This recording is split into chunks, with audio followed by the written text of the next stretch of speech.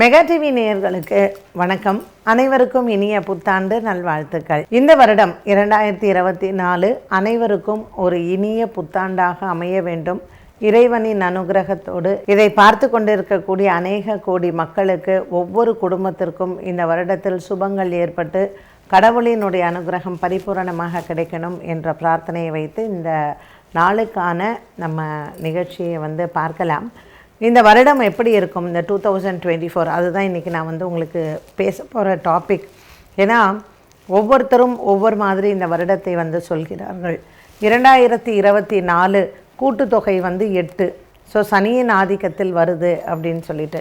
So பொதுவாக ஒரு புத்தாண்டுக்கு பலன் உண்டா அப்படின்னா, இன்றைக்கி ஜனவரி 1க்குன்னு எந்த பலனுமே கிடையாது. ஏன்னா மார்கழி மாதம் 1ஆம் தேதி சூரியன் மாறுவார் தனுசுக்கு. இப்போ தை மாதம் வந்ததுன்னா சூரியன் மகர ராசிக்கு போய்ட்றார்.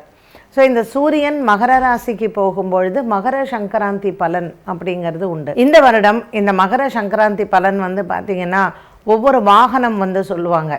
இந்த தடவை பொங்கல் எது மேலே வருது அப்படின்னு கேட்பாங்க. ஸோ இந்த தடவை பொங்கல் எது மேலே வருதுன்னா நாய் மேலே வருது. ஸோ நாய் மேலே அவ்வளோ சுபிக்ஷமாக நாடு எப்படி இருக்கும் அப்படின்னு பார்த்திங்கன்னா, எப்பொழுதுமே பன்றியின் மேல் அந்த வாகனம் பன்றியாக இருந்தால் அந்த வருடம் ரொம்ப சுபமாக இருக்கும் அப்படிங்கிறது பஞ்சாங்கத்தினுடைய பலன். ஸோ இந்த வருடம் மகர சங்கராந்தி பலனில் பார்த்திங்கன்னா நாய் மேலே வருது. அடுத்தது உங்களுக்கு சித்திரை வருட பிறப்பு வரும். சித்திரை வருட பிறப்பு பலன் பார்த்திங்கன்னா குரோதி வருடம். ஸோ இந்த குரோதி அப்படிங்கிறதுக்கான பொருளே பெரிய அளவுக்கு ஒரு நன்மை அப்படிங்கிற பொருள் இல்லை. ஸோ இந்த வருடம் எப்படி இருக்கும் அப்படின்னு கேட்டிங்கன்னா, நல்லது இருக்கும். நமக்கு பொருளாதார உயர்வு எல்லாம் வரும். நம்ம நாடு நன்றாகத்தான் இருக்கும். இருந்தாலும் மக்களுக்கு ஒரு அச்சம் கொடுக்கக்கூடிய ஒரு ஆண்டாக அமைகிறது அப்படிங்கிறத நான் சொல்லலை. ஏற்கனவே பஞ்சாங்கம் சொல்லியிருக்கிறது. அதில் என்ன சொல்லப்பட்டிருக்கிறது அப்படின்னா, இப்போ நாஸ்ட்ரடாமஸ்ன்னு சொல்லியிருக்கிறாரு, பாபா வாங்கல் சொல்லியிருக்கிறாரு. இவங்கெல்லாம் எதை வைத்து சொன்னார்கள்? நம்ம பஞ்சாங்கத்தை வச்சு தான் சொன்னாங்க.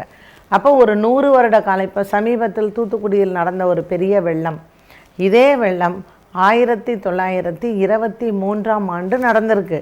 அதே டேட்டில் அதே மாதத்தில் டிசம்பர் மாதம்.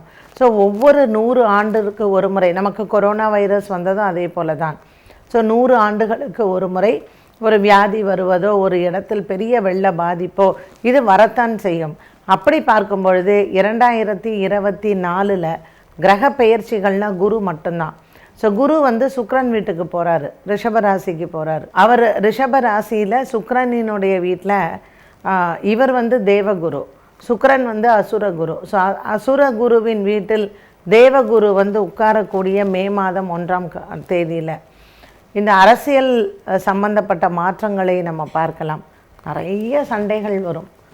ஒரு கட்சிக்கும் இன்னொரு கட்சிக்கும் இடையே, கட்சிகளுக்கிடையே இருக்கக்கூடிய தகராறுகள், கட்சி தலைவர்களுக்கு ஏற்படக்கூடிய உடல் ரீதியான பிரச்சனைகள். ஸோ அரசாங்கம், அரசியல் தலைவர்கள், அரசியல் இப்படி பார்க்கும் பொழுது இந்த குரு பயிற்சி அவங்களுக்கு சில நன்மைகள் அப்படின்னு நம்ம சொல்ல முடியாது, நிறைய குழப்பங்களை அது கொடுக்கும். சனியின் மாற்றம் சமீபத்தில் நடந்தது இல்லையா? அப்போ நம்ம ராசி பலன்கள் எல்லாம் பார்த்தோம். இந்தியாவை பொறுத்த மட்டில் நிறைய புதிய தொழிற்சாலைகள் அமையும். நிறைய ஆட்டோமொபைல் இண்டஸ்ட்ரி, காரு, இந்த 4 வீலர், அதாவது டிரான்ஸ்போர்ட் சம்மந்தப்பட்ட லாரி, ட்ரக்கு, காரு, இது மாதிரி ஆட்டோமொபைல் இண்டஸ்ட்ரியில் நல்ல பூம். இப்போ புது புது வகையான அந்த காரெல்லாம் வருவதற்கான வாய்ப்புகள் அதிகம் இருக்குது. இதில் வேலை வாய்ப்புகளும் இளைஞர்களுக்கு அதிகமாக உண்டு. சொந்த தொழில் தொடங்குபவர்களுக்கு இந்த 2024 அதிகமான வாய்ப்புகள் இருக்கும். ஸோ இந்த மீடியா துறை, கலைஞர்கள், இவர்களுக்கெல்லாம் பேர் புகழ் இது எல்லாமே கிடைக்கும். அதே போல் இந்த ஆண்டு பார்த்திங்கன்னா பெண்களுக்கு அதிகமான பெண் குழந்தைகள் பிறக்கக்கூடிய ஆண்டாக அமைகிறது. ஸோ இந்த வருடம் ஆண் குழந்தைகளினுடைய பிறப்பு குறைவாக இருக்கும், பெண் குழந்தைகளினுடைய பிறப்பு அதிகமாக இருக்கும்.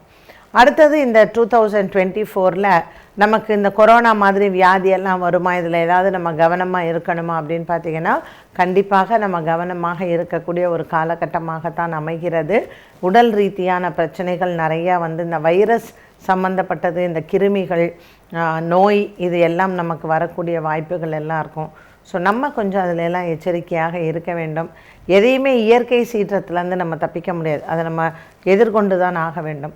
இதில் இந்த ப்ரெடிக்ஷனில் இந்த 2024 சுனாமி வருமா அப்படிங்கிறது நிறைய பேர் அவங்க ப்ரெடிக்ஷன்ஸ்லேயும். ஸோ இந்த ஜோதிடர்கள் இதை கணித்து சொன்னார்களான்னா இல்லை, இது பஞ்சாங்கத்தில் இருக்குது. அண்ட் ஏற்கனவே ப்ரொஃபஸிஸ் நாஸ்ட்ரடாமஸ் எல்லாம் வந்து கணித்து வைத்திருக்கிறார்கள் இந்த வருடத்தில் ஒரு இயற்கை சீற்றம் வரும்னு. அப்படி பார்க்கும் பொழுது சுனாமி போன்ற ஒரு இயற்கை சீற்றம் கண்டிப்பாக இந்த 2024ஆம் ஆண்டு வரக்கூடும் அப்படிங்கிறது. ஏன்னா பனிக்கட்டிகள் எல்லாம் ரொம்ப உருக ஆரம்பிச்சிருச்சான் குளோபலாக, உலக அளவில். அண்ட் இந்த வருடம் உலக அளவில் நம்ம பார்க்கும் பொழுது யூரோப், லண்டனில் வந்து ஒரு பெரிய மாற்றம். அந்த இப்போ இருக்கக்கூடிய ராஜா இருக்கார் இல்லையா, அந்த கிங், ஸோ அதில் வந்து ஒரு மாற்றத்தை ஏற்படுத்தக்கூடிய ஆண்டாக இந்த ஆண்டு அமைகிறது. அதே போல் வேட்டிக்கன் சிட்டி, அங்கே போப் இருக்கார் இல்லையா, நம்மளுடைய கிறித்துவ மத தலைவர்.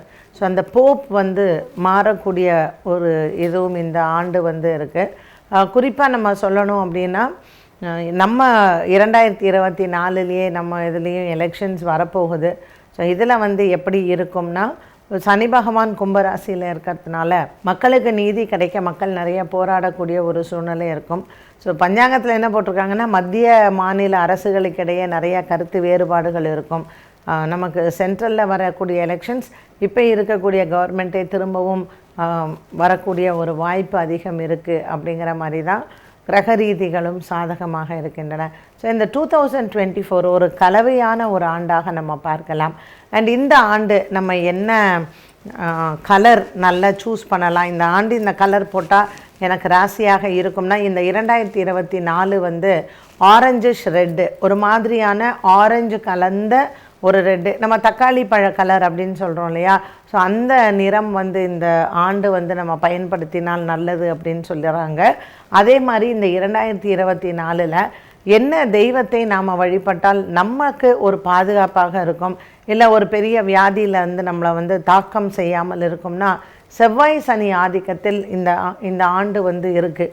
இந்த ஆண்டினுடைய நிகழ்வுகள் அனைத்துக்குமே செவ்வாயும் சனியும் காரணமாக இருக்கிறார்கள். அதனால் எல்லை தெய்வ வழிபாடுகள் செய்யலாம். உங்கள் ஊர்லலாம் எல்லை தெய்வங்கள் ரொம்ப கேப்பாரற்று கிடக்குது, அந்த கோயிலுக்கெல்லாம் தீபம் போடக்கூட யாரும் இல்லைன்னா, தயவு செஞ்சு உங்கள் ஊரில் உங்களுடைய இடத்துல இருக்கக்கூடிய எல்லை தெய்வ வழிபாட்டை கண்டிப்பாக செய்யுங்க.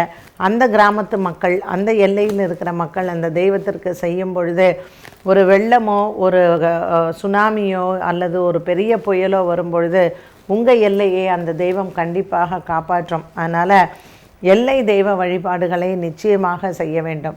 இந்த செவ்வாயின் ஆதிக்கத்தில் இருக்கிறதுனால கொஞ்சம் தீ விபத்துகள் வரக்கூடிய வாய்ப்பு இந்த வருடம் இருக்குது அப்படிங்கிறதும் ஒரு ப்ரெடிக்ஷன்ஸ் வந்து சொல்லப்பட்டிருக்கிறது. ஸோ இந்த செவ்வாய் நமக்கு எந்த விதமான கெடுபலனையும் தரக்கூடாது, போர் சம்பந்தப்பட்ட விஷயங்கள் இந்த ஆண்டு வரலாம் அப்படின்னு.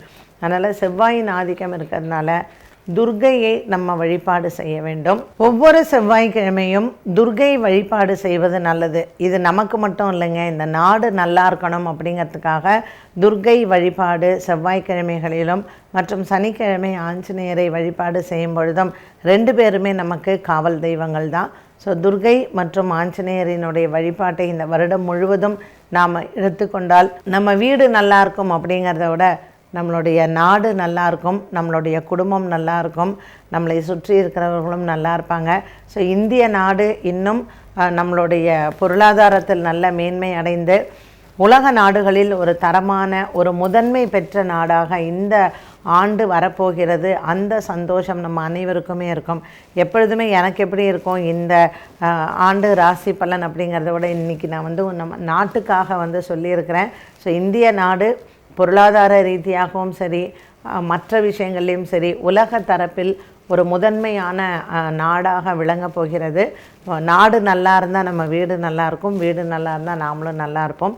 ஸோ நேயர்கள் அனைவருக்கும் இனிய புத்தாண்டு நல்வாழ்த்துக்களை சொல்லி விடைபெறுகிறேன். நன்றி, வணக்கம்.